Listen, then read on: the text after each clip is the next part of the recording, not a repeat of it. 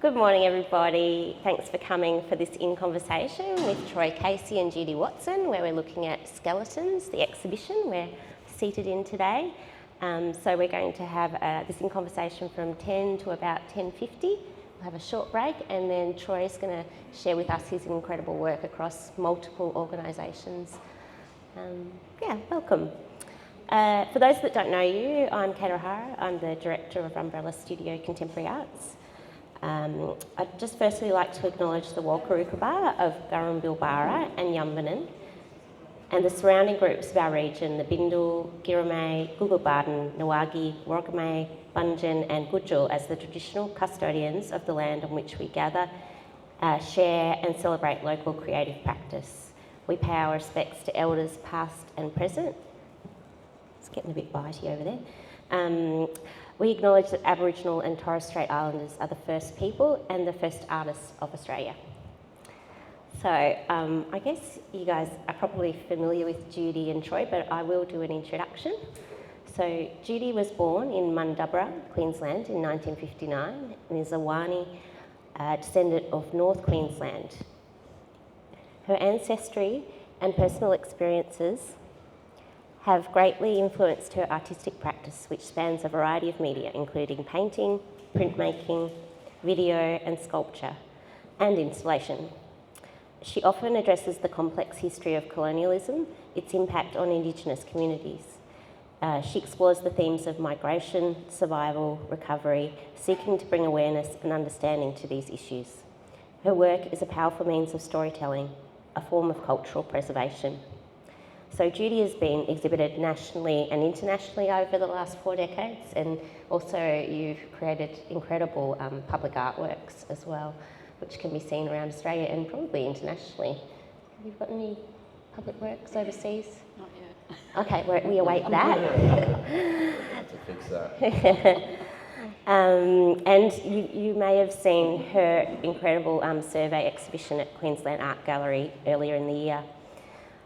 Troy Casey is a proud Aboriginal man from Gumul.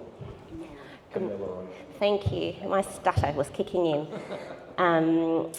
His dedication to community development sets a benchmark for community engagement and social innovation, emphasising the critical role design plays in creating positive social change by leveraging economic opportunities within the built environment.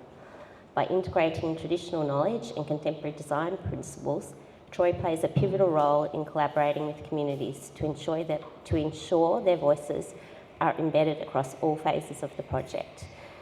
Troy also heads up First Nations-led enterprises Blaklash, Magpie Goose and Aboriginal Art Co. And the work, yes, Magpie Goose on show here. Oh yes, brilliant, representing.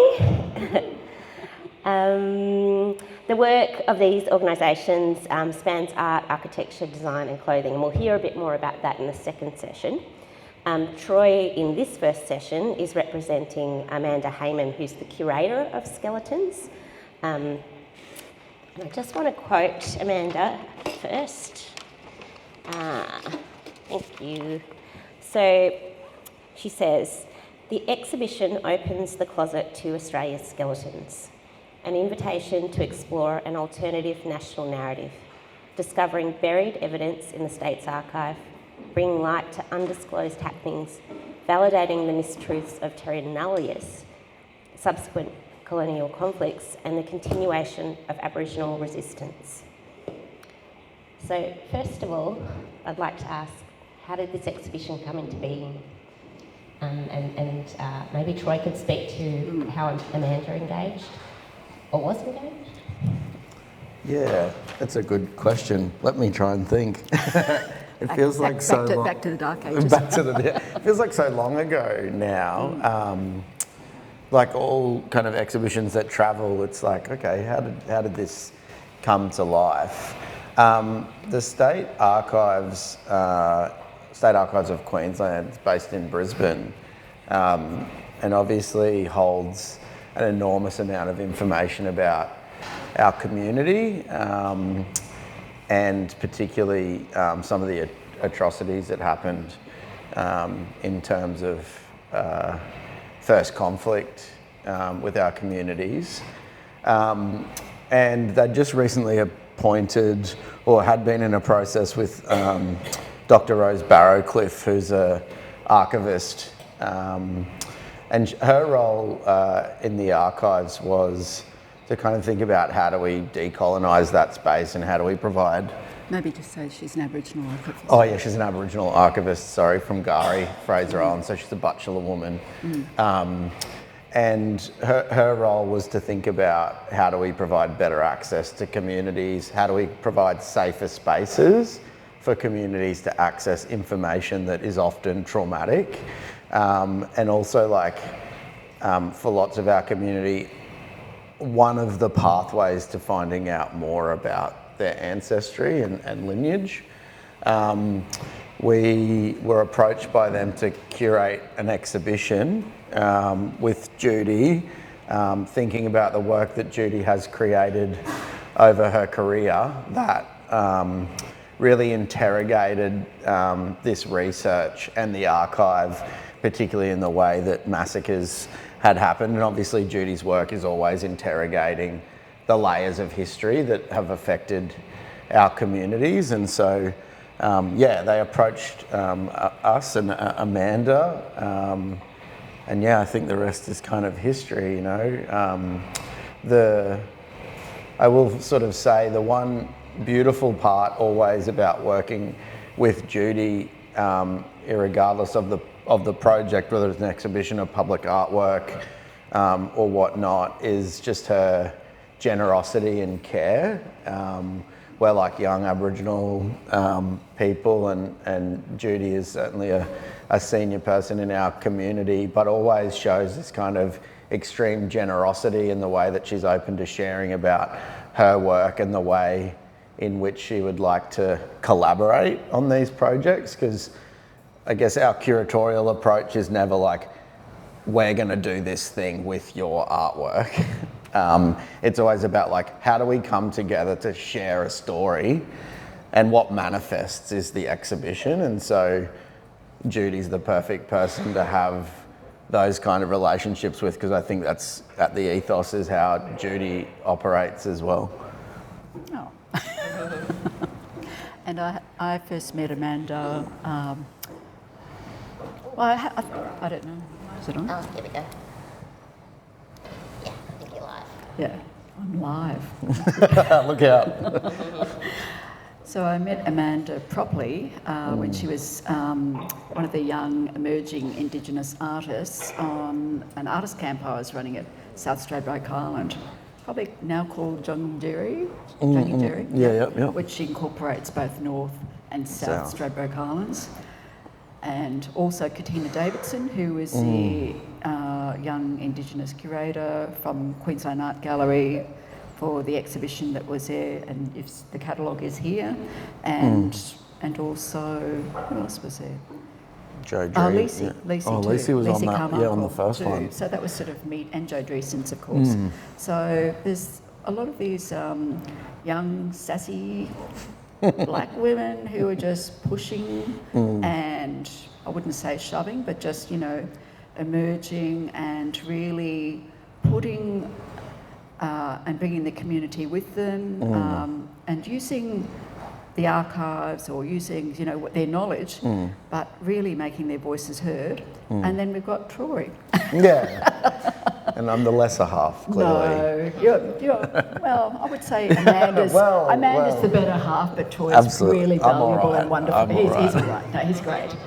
But I think that, you know, for Amanda and Troy too, it's, and others out there as well, they're just really doing this incredible job of working with community, for community, and also running it by community. So it's not something which is being imposed from the outside, which is using the community. It's enabling, whether it's dispersal of financial rewards, information, education, and as we, you know, talk about, it's got information, inspiration, activation. It's all about activation as well. Yeah, absolutely. Well, and I think that's kind of testament to this exhibition as well, is about activating the stories that exist in these archives. You know, there's some heavy stories here if anyone's engaged properly in this exhibition. But I think the beauty of art is it brings you into a safe place inside these gallery walls to explore some of these narratives that are quite confronting for non-Indigenous people in particular, but also quite distressing for our own community.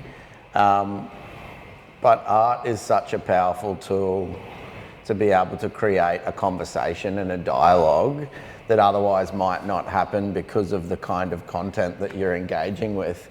You might want to walk away, but I think sometimes, particularly Judy's work with so many layers in them, and I think, you know, we'll talk about the layers of history inside the archive, but Judy's work has so many layers to it that it draws you in, and before you know it, you're starting to unpack something that maybe you didn't know you were going to be confronted by. And I think that's what makes Judy's work so special, is that it pulls you into a place and with intrigue and beauty, and then kind of punches you in the face with the true history of this place. And, you know, I'm not alone in that. There's so many, absolutely, yeah. So many sort of colleagues and other artists, including many of you out there, who are doing the same thing. And it's about, you know, whether it's the librarians, the archivists, the researchers, the enablers, and people just willing to share their stories. So that's what I would say to all of you. We all have stories within our families, within our communities, or hearsay. And for example, the digital, you know, names of places map that you can look at, which actually has lost a lot because I didn't get the email to resubscribe. Yeah, that's right. To the mapping project, so that has to be, you know, built up again. But you know, just sharing those stories is a very powerful way for all of you to actually help with the unravelling of history and then the weaving of it together again, making it stronger, making it more powerful, and really pushing it for the next generation so that all of us can learn. And some of my work is about like what I call the black holes of history, of information that was left out when I was at school. Absolutely. I didn't know about so many things, including there was finding a photograph of all these South Sea Islander people put on this boat and moved up the Brisbane River to sort of return them back because the Queensland government didn't want them anymore, or the Australian, you know, sort of government, because of the White Australia policy. And it's sort of like, I didn't realise that was happening. And you know, there were plantations for, you know, sort of the sugar slaves to work in Logan, for example. Yeah, it's crazy. Logan, and of course Robert Towns, you know, sort of another sugar slave enabler. There's, I think there's just, when you see things and you start to delve into that research, there's so many layers to the stories. I mean, like you think about the photo of the boat of these South Sea Islander mob going up the Brisbane River, you think about indentured labour, then there's the White Australian policy, you know, then there's these hidden sort of histories about like that indentured labour being all the way down to like Logan, you know, and so like... And Northern New South Wales. And Northern New South Wales. So just through photos and research, you can start to find a whole lot more to the puzzle that exists. Amanda texted me something this morning that I should probably read out. She said, skeletons refers to the physical remains of people and are symbolic of the lives lost at the hands of the colony, while skeletons in the closet is a metaphorical term used to talk about shameful secrets. And so both meanings are topical and explored throughout this exhibition. You know, it's about massacres, and there's 200 records that of reference at the Queensland State Archives that refer to massacres, but there's way more to be discovered. That's what is known currently. And we went to the State Archives and did a tour, and there's lots of archives. I don't know, like there's lots of information in there, and I don't even know if they've scratched the surface really, you know, and we're suggesting 200 massacres.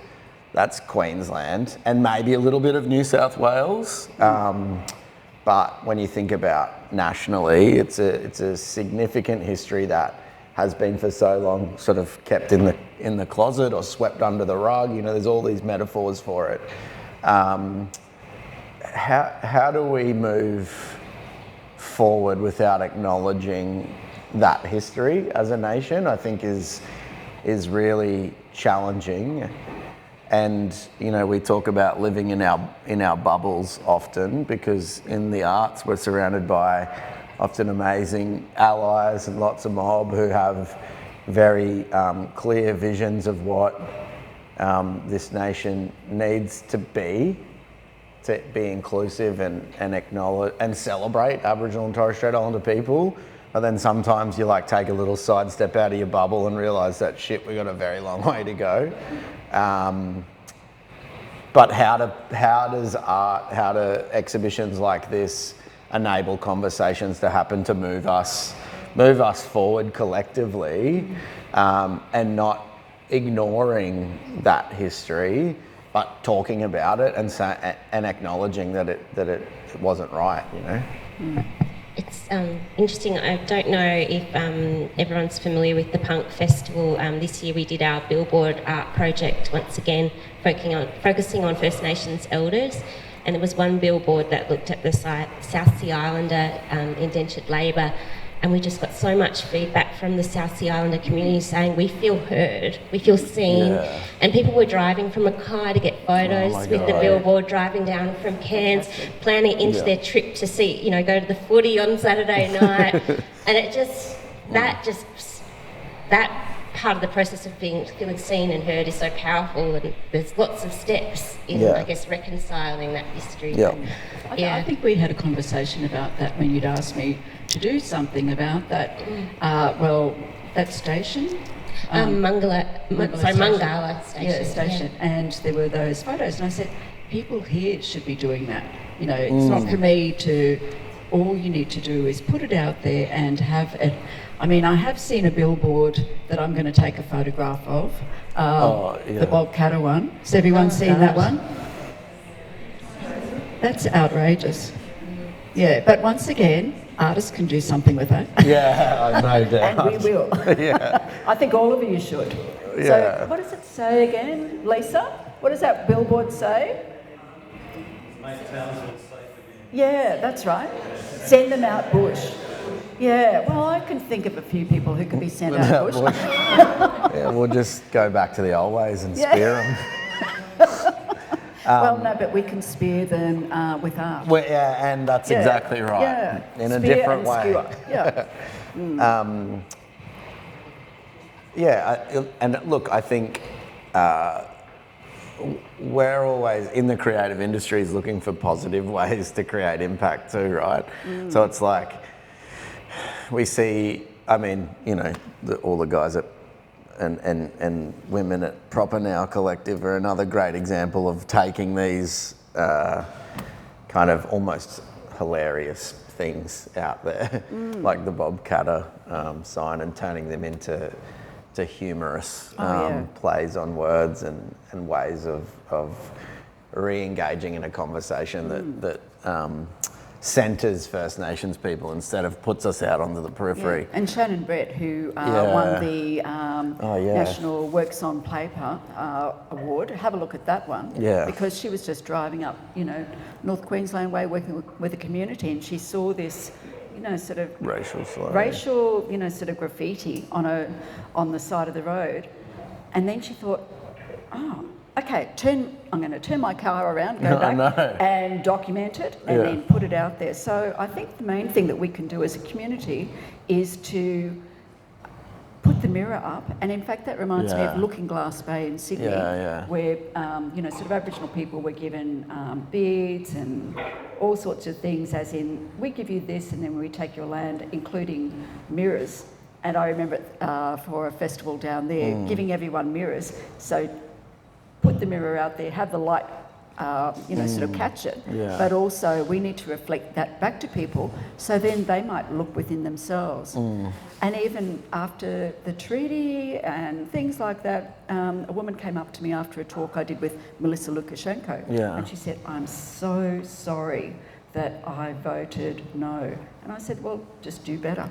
Just go out there and don't dwell on that, but actually go out there and be proactive and actually, sort of do something for your community, talk to people, educate them, and that way we're all going to move forward instead of stagnating. Yeah, absolutely. Absolutely. In a dismal swamp. Yes, absolutely. If I could, I might bring us back to the curatorial of skeletons. You talked, Troy, about a different approach to curatorial than the standard institutional practice, and I wonder how the conversations began between you and Amanda, Judy, to, I guess, set the theme and decide which works from your incredible decades-long history came into it, and I believe you created 2 new works for this show. Yes. So, how it began and what the conversations were initially. I mean, Amanda is a very gentle person, seemingly, with a will of iron. Yeah, absolutely. And she's just, she's a real enabler, but she listens very deeply. She's got a deep knowledge, and she just, pulls things out. It's like weaving knowledge with her hands and her history and her heart and her mind. And so those conversations were sort of looking at, and this came, she didn't know about this work, I don't think, or we were talking about, and I thought this might be a good way to sort of, think about, for example, the Bob Hudson quote, from Save Our Flag, that my father actually sent me this quote when I was in India, and, sort of about how he perceived, looking after the monarchy and saving our flag and in the way that we received it.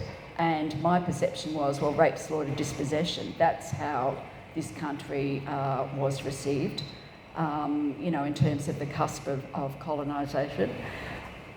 So that sort of came in. We talked about preponderance of Aboriginal blood. And these, I think, in the State Archives, and I think Amanda, at this site specifically said to have these 2 works as the gateway or the threshold to the story. Yes. This notion of we kind of draped them at the State Archives, so you almost had to kind of move in between them to get into the exhibition. And again, it's about the subtlety, maybe not on the second one, but the subtlety of the narrative, and it makes you think about this red flag and what that means, for First Nations communities against, this national, the Australian flag, what that means. And then over there, that work was actually made in India as well, for an exhibition which was called True Colours, and it was Indigenous artists from Australia sort of working with the flag, including Richard Bell and others. And I was researching how the Union Jack, or British flag, was called the butcher's apron, and so thinking about that, and also just sort of like layers of history once again. And there's been other work, Empire, etc., which sort of talk about that, and it's just that whole idea of how, it's an exchange. What is the exchange? If land or resources or things like that are taken, or all sorts of things, and thinking about it. And the same with looking at ancestral objects in museums. Were they, bought? I doubt it. Stolen? Some of those objects were taken after massacres. Sort of how was that exchange happened? And then there was a debate and conversations in the British Museum, and a woman in the audience said, well, if the British Museum is not going to give the objects back, what about paying the rent? And Gay Sculthorpe, who I call my black insider when she was working at the British Museum, Tasmanian Aboriginal woman, we both went, yeah, pay the rent. So can you imagine with some of those objects and things, if they were in overseas or other museums, and then a trickle of money went back to the communities. Doesn't matter that people aren't there, but it's a way of then enabling cultural revitalisation and something to happen, which is happening all around Australia and the Torres Strait, etc. now. It's about sort of like making contact with ancestral objects, it might be music, singing, and then people taking that and running it forward and doing amazing work. Yeah, it's really interesting when we start to talk about the archive and collections, and you know, there's sort of two ways to look at it. It's like, you know, of course we want our belongings back, and as long as there's the right places to have them and keep them and things like that. And, you know, places like these institutions, museums and things like that, the more of those objects that they have, the more asset rich they are, and the more funding they can generally get. There's like so many really interesting, complex layers to this level of understanding of these collections. But I just was talking at CIAF recently, facilitating some stuff, and Alec Tapodi was talking, and he was talking about the exchange that he did over there, and he was like, well, you can keep it. He's like, it's only special when I come and activate it, or my community activates it. So it's an object, you know, when you have it, but when I come, it becomes alive. So really, in my opinion, it's only worth money when I'm here. But keep it nice and safe and let me come here and activate it. Yeah. But yeah, I think, you know, the opportunity for us to explore collections enables us to tell a range of different stories of history. Yeah, some of the old people from our area said that a museum is just like a cave, keeping something safe. And for Maori people, you know, going to places where the punamu, greenstone is or something like that, it needs to be touched in order to live.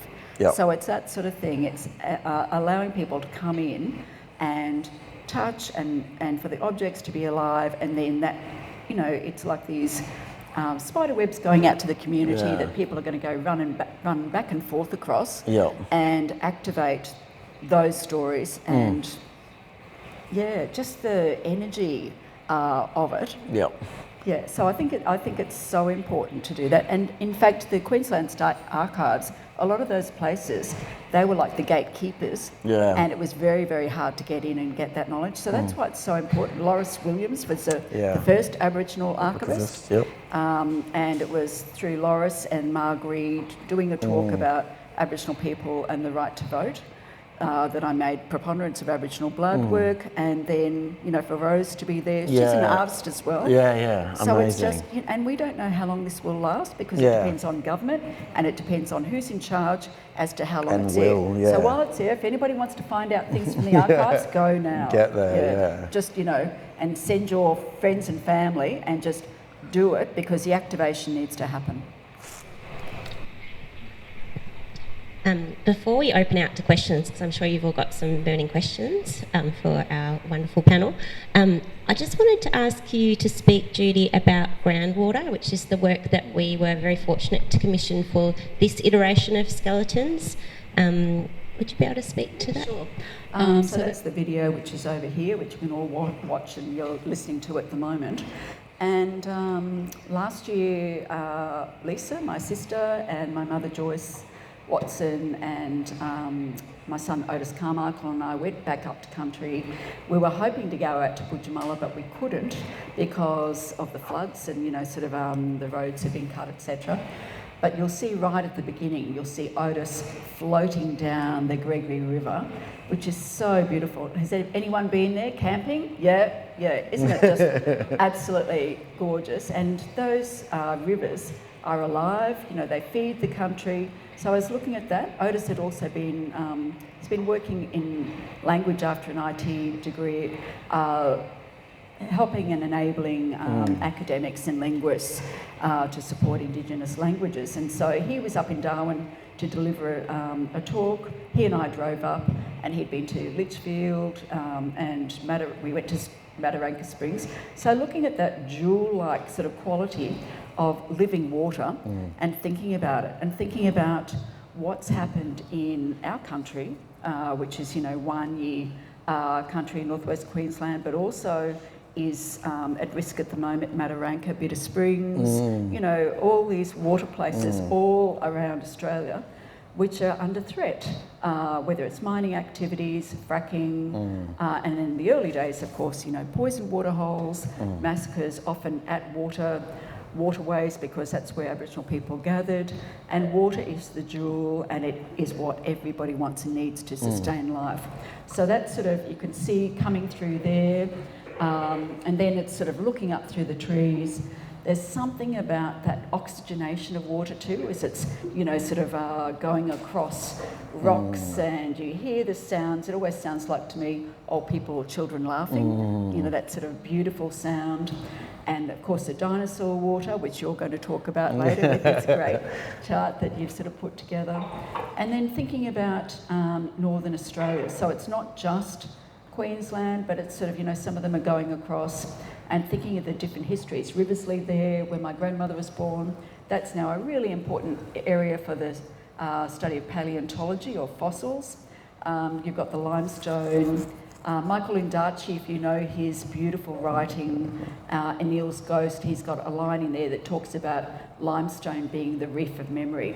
And I love that idea that, you get these layers of, the geology of the lime and the fossils within it. And it's like a forensic reading of a timeline.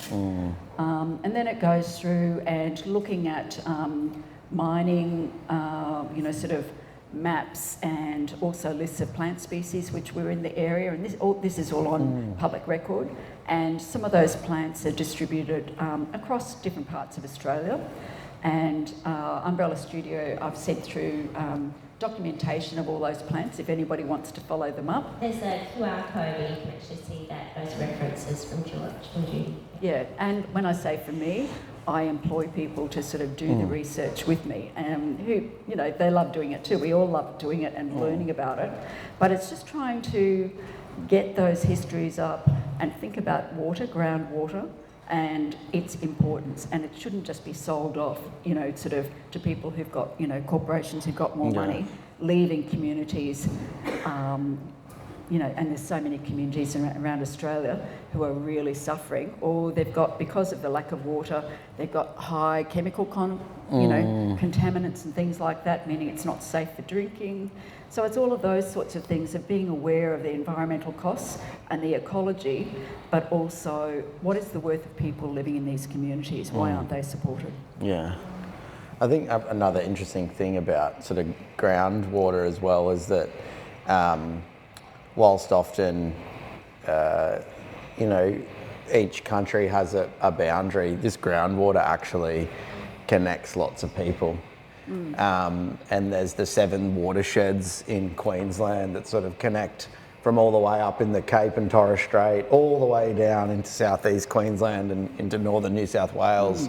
And so it's like this, you think about country and those top layers, but when you start to think about geology and hydrology, those relationships that exist through water are really, important ones. And it is, water is life, it is everything. And, as Aboriginal and Torres Strait Islander people, we have an obligation to care for country. It's not something like we don't have a responsibility, it's like an obligation, you have to. And so Judy's work is always interrogating the things that are happening that shouldn't be happening. And as you can tell, there's one work there, Judy rattled off about 17 different conversations that's happening inside that one video work. Again, it's really amazing to be able to be a part of these conversations, because, we learn so much together as well, like Judy's work and the way that she operates and works with other researchers and historians brings to light so much new information that can be then shared, more broadly with community as well. And we can all do that, as people, as artists, work together, do the researching, rattle the bones of the museum or the institution or the archives or whatever, and bring that up to the surface and then, send it out. But yeah, I mean, water it runs through all of us. It carries memories of our ancestors, black and white, and it's something that connects all of us. And Archie Moore had a beautiful quote talking about Venice. So Archie Moore is an Aboriginal man who was representing Australia at the Venice Biennale this year, and he won the Golden Lion for his work. Once again, he had great people he worked with, Absolutely. like Kevin O'Brien and everybody else, Ellie Buttrose, etc. But he talked about, you know, the waters in Venice, the lagoons, and how that all then flows down and it connects and goes all around our countries. So water surrounds us, it's within us, passes through us, and it's something that, you know, it's a language, the language special. of water. Yeah, it's really special. Thank you for sharing. I'm looking forward to spending a lot more time with you. Privilege of it being in my It's amazing, yeah. I wanted to invite some questions from the audience. We're recording today, so I'll hand my microphone around, or I might get Ali to hand the microphone around so we can hear the question as well. And we've probably got time for another 10 minutes, so maybe 2 or 3 questions. And while it's going around, I'm just going to share one story that Lisa knows as well. At a place in our country, Lilydale Springs, and you know, it was something that my grandmother remembered, a place where there was really amazing water, springs, something that, you know, she remembered going with her family there. And when we went, the water had been really compromised. We learnt later that a person on the property had dynamited the site, trying to get more water out of the springs. And springs are such a fragile resource. You know, they've got these very, you know, hairline fissures within rocks that all connect together. And so it's just that sort of lack of understanding of how these ancient, you know, waterways exist. Rod Fensham is an incredible researcher, and he's going to, you know, springs and waterways all around the world. Yeah. And I met this woman from Algeria who said her father's area had 7 souks, or, you know, sort of places, and a French engineer came in and thought he would redirect the water and make this big dam, and basically dried it all up. So it's that sort of, I mean, we need to look at Indigenous knowledge, but we also need to look at scientific knowledge, learn from it, and not go in. Don't make the I mean, mistakes. I don't know all of this. You know, we sort of need to look at the hydrologists' reports and listen to them. Matthew Currell, if you ever have him coming up and speaking, he's an amazing, you know, water scientist, for example. Pop your hand up if you've got a question.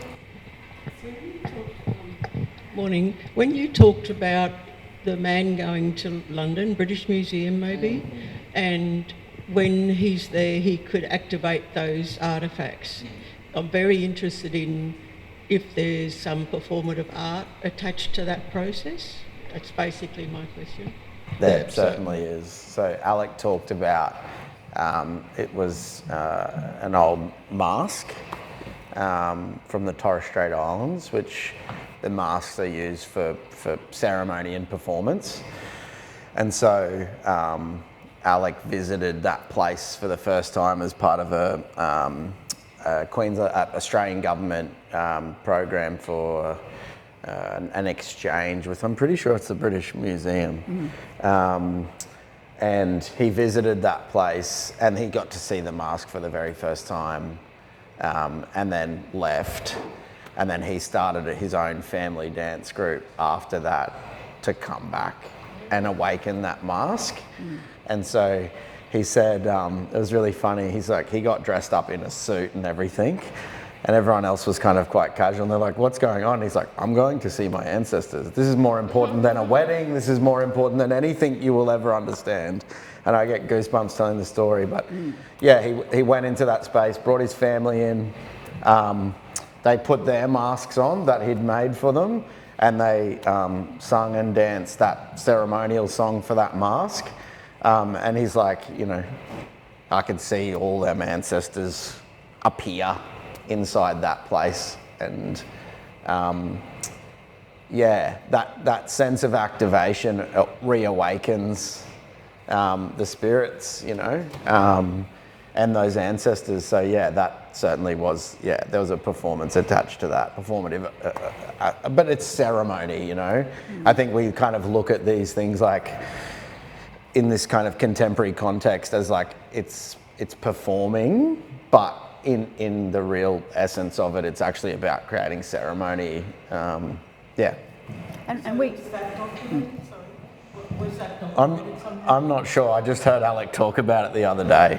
You could probably research, with Alec Tapodi. Alec Tapodi. The printmaker, the artist, Yep. So he went there and activated that piece. Well, I'm sort of interested in, like, you have a funeral. Most people don't take photographs at funerals, but I do, and that's sort of part of a legacy of who's gone. So I'm interested in that getting to a broader community, I think, so that they understand what this thing of bringing that mask to life would be, because I've never heard that, but I'm very interested in that, and I'm also interested in how the museums can look after things. Like, I can't look after stuff in the tropics. Yeah, well, I mean, I'm struggling for a name, but you'll know Judy. Remember the auntie that's just recently left the Queensland Museum who used to sit... used to sit in the where all the sacred objects were. What's her name? Coolwell? No. The lady who used to work at Queensland Museum, and I reckon Judy will pull her name in a second. For some reason, I'm just drawing blanks. I can see her face very clearly. For example, in the Queensland Museum, there's 600 Aboriginal human remains that are stored inside there. Lots of them are just unknown as to where they are from and whose ancestors they are. But that auntie would go in there once a week and just sing to them in her language, knowing that there's mob in there from all over. But that sense of care that we have for our ancestors, because they're like longing to get back home inside those places.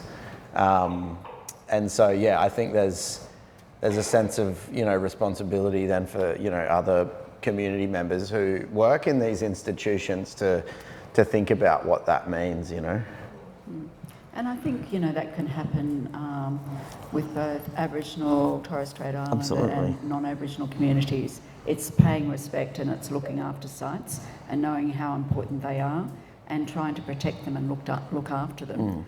And I do know that I just can't remember. Yeah, I can't, but we will. But she worked with me on a video water memory, and she also was looking at some of the bungwall stones and things like that. And interestingly, there was a name of Winterbottom, who was at the Anthropology Museum, things like that. Just grinding. Really? It was great. But it's just that sort of thing of language being an activation too. So if you can learn local language from your area, even if you're not from there, there's a lot of people who are learning local language, saying that language out aloud, out on country, it's like the land will know, and it starts to activate, and you'll feel different in your body as well. And so if you can, just saying it somehow imparts something. It's like an energy out into the atmosphere, which you can choose to do or not, but it will make you more enriched and more connected to the earth and the ground that you're on. Yeah, try it. And also, there's a renaming of places too, which is it's liquid and it's fluid because more information is starting to, come out about it. For example, North Stradbroke. Oh yeah. And you've got a good example from Punk as well, locally here. Yeah, so for Punk Festival, we had the opportunity to work with Annie Ross from Big Eye Theatre and the Walkabouts. And they were really interested in telling the history of the Strand and the freshwater lagoons that were hit there pre-colonisation. And they were a ceremonial site, a site of gathering with neighbouring language groups. And so through performance and dance work and some major installations, they were able to tell the story of the Brolga, because the Walkabout people would perform the Brolga dance there. So the work was called Gundul Released, which means Brolga Released. And we were able to rename the site the traditional name Wombaluna. So now it's a sort of advocacy campaign to make sure that everyone's using that name. It's beautiful to say Wombaluna. Absolutely. Yeah, it's gorgeous. There was when I was working in Darwin, teaching at the university up there, there was this performance trepang with a theatre company and also with local Aboriginal people who had connections with the Macassans who were coming through. And the Macassans came all the way down, sort of parts of Queensland, across the Northern Territory. That's exactly. the Macassan trade. That's right, exactly. So this is the trepang, the beche de mer, the sea slug, and these are the people in their boats, the prows. And so it's that whole story, which once again is another black hole in history, which is only becoming, sort of more known now. But it was just great seeing these people and realising they've got ancestors in common and talking about that whole history of cultural exchange, but also monetary tamarind? the tamarins, all the rest of it, money and language, and even they're saying, within the Rak and within their sarongs, sort of over there, there's imagery which is shared. But once again, that stopped with the White Australia policy too, where, white fellas here thought, put a flag in it and they're then not paying any tax. We're not going to have them coming over and this whole monetary thing going on. So it's just interesting to reveal more and more of these histories, and I think it's so interesting. So I hope that all of you and your children or neighbours or friends will start digging in your backyard in the dirt and bringing this stuff up.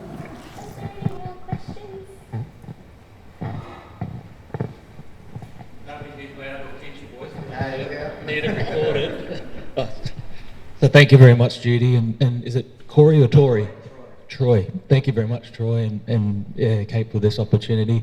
I really believe the ancestors led me here last night because I had no idea it was on, and I was finishing work late, and a friend just said, do you want to go to Umbrella? So I really appreciate you being here, and please give my regards to Amanda. I knew from the old days at State Library. Yeah, so and her and Nads and others were all doing amazing things there. My question is about, as a teacher, the new curriculum emphasised, and we had to, many of us and all of the elders fought to have truth-telling kept in the curriculum to be delivered 2 years ago. Your work seems to be really heavily involved about making truth known and making truth known through your story, Bujamala country, Wanya country, and other stories that you've lived.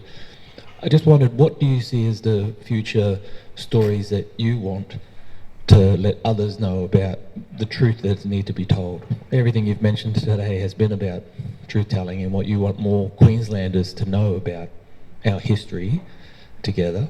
But what do you see as some of the other things that are really important that people in this space, in the town of Townsville, should know about the truth? And how do you think you'll start to share that in your work?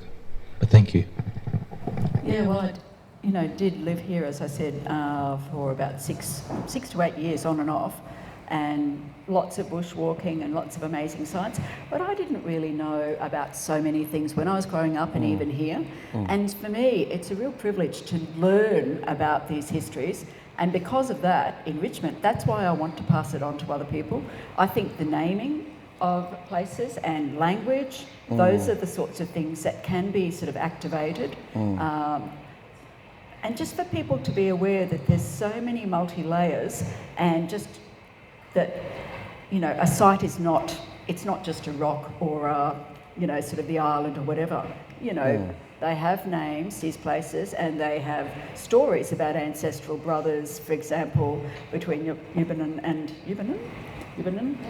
Yumbanan and Mundulgan, sort of Mount Stewart, and those sorts of histories. And just so that, in fact, at JCU, got some work there, and I think Eddie Savage and others are starting to try and collect traditional owners or, sort of elders' voices so that people can hear the names and then actually hear them in the environment and then say those names, so that it's like learning language and activating the space. So those sorts of things, I think, are just going to make us stronger as a community, and just not instead of just, skating over and sort of thinking, oh, this is a lovely place to come and visit as a tourist spot, but, dig deeper and become enriched and engaged, and that way culturally aware, but also aware of the environment, aware of our impact on the environment, so that in terms of, what's affecting us with global warming, sea surface temperature rising, acidification of the ocean, all this sort of thing, becoming activists, which many of us are, but, I hope that more of us will be too. And I think just to add to Judy's comments in regards to your question, it's, truth-telling is part of a process of healing and then celebrating Aboriginal and Torres Strait Islander culture. So if we have the hard conversations that we uncover, we also then start to uncover these amazing stories about how special Aboriginal and Torres Strait Islander culture is. I'm going to show a timeline of existence of Aboriginal people in this country versus other global historical references that people think are quite ancient but aren't, in relationship to how long our mob have been here and practicing culture and sharing stories about this place. And so, I work in, country centre design and placemaking. I always get challenged by placemaking, but the industry knows that word, so I use it. But there's been places here forever. Placemaking is just a contemporary construct to say oh, we need to make a place. There's so many stories, and there's all these places have been alive for a very long time. And so this notion of being able to have tough conversations helps community heal and helps us come together. But then the next phase of that is actually understanding and acknowledging and celebrating. We have the most amazing ancient culture in this country, the oldest living culture in the world. Why don't we champion and celebrate that as a nation versus find the divide between us? And just looking at your chart before, which you're going to show, and then I was, saying that my dad's side of the family, Scottish, English, Australian, and I went back to some of those places over there, wanting to look at standing stones, ancient, stone circles, those sites, because I think they're really interesting in cultures all across the world. But also seeing how people treasure these sites, and they, hug them, and they're listening, and they're just, or, their dogs are, pissing on them, and they're, having picnics on them, but it's like part of the family. Yeah.